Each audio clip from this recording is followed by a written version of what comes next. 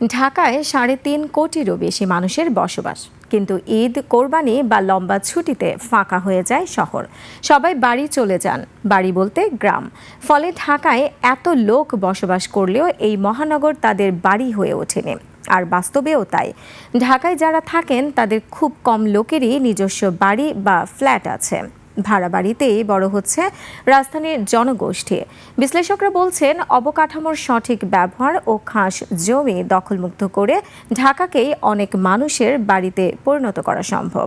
পাশাপাশি ঢাকাকে বিকেন্দ্রীকরণ করতে পরিকল্পনা মাফিক কাজ বাস্তবায়নের পরামর্শ তাদের। বিস্তারিত শাকের আর্য রিপোর্টে। নায়াসিনামাইড ও স্যালিসাইলিক সমৃদ্ধ লিলি ফেস ওয়াশ, যা ফেসের ডেড স্কিন সেল দূর করে দেয় দ্বিগুণ ফাস্টার ব্রাইটেনিং। ঈদের রাজধানী ছাড়ছেন সব শ্রেণী পেশার মানুষ। কেউ যাচ্ছেন নিজের বাড়ি, কেউ আবার ঈদ কাটাতেই যাচ্ছেন গ্রামের আত্মীয় স্বজনের বাড়ি। তাদের বেশিরভাগেরই ঢাকায় নিজস্ব বাড়ি, ফ্ল্যাট বা আবাসন নেই। জীবন ও জীবিকার তাগিদে ঢাকায় ভাড়া বাসায় থাকেন। রাজধানী ঢাকা তাদের শহর নয়। ঢাকা আমরা থাকি হলো ডেমরা থানা, কোনাপাড়া।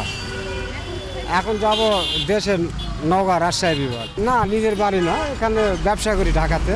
এখানে একটা কোম্পানিতে আমি জব করি, পাশাপাশি পড়াশোনাও করি।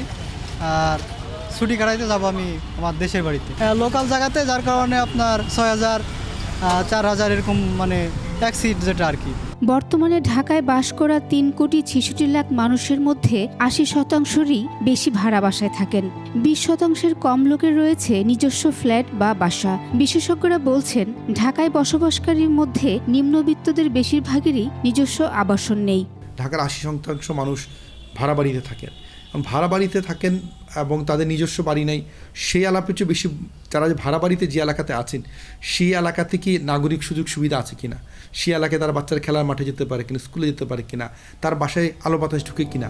রাজধানীতে ২২ লক্ষের বেশি ভবন রয়েছে। তার মধ্যে ৬,৩৭২টি পরিত্যক্ত বাড়ি রয়েছে বলে জানিয়েছে গৃহায়ন ও গণপূর্ত। রাজধানীর তীব্র আবাসন সংকট ও অপরিকল্পিত নগরায়ন রোধে অব্যবহৃত অবকাঠামো ব্যবহারের পরামর্শ দিয়েছেন বিশেষজ্ঞরা। তাহলে এত যে আমাদের পরিত্যক্ত বাড়ি আছে, এই বাড়িগুলোকে যদি সরকার ওনারশিপে নিতে পারতো, এই ল্যান্ডগুলোকে ওনারশিপে নিতে পারতো, তাহলে সেখানে কিন্তু অ্যাফোর্ডেবল এবং আমাদের যে বিভিন্ন ইনকাম গ্রুপের মধ্যে যারা বঞ্চিত, বিশেষ করে লোয়ার ইনকাম, মিডল ইনকাম, তাদের জন্য হাউজিং প্রকল্প করাই যেত।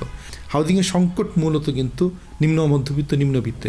পাশাপাশি ঢাকাকে বিকেন্দ্রীকরণ করে যোগাযোগ ব্যবস্থার উন্নয়ন করার আহ্বান তাদের।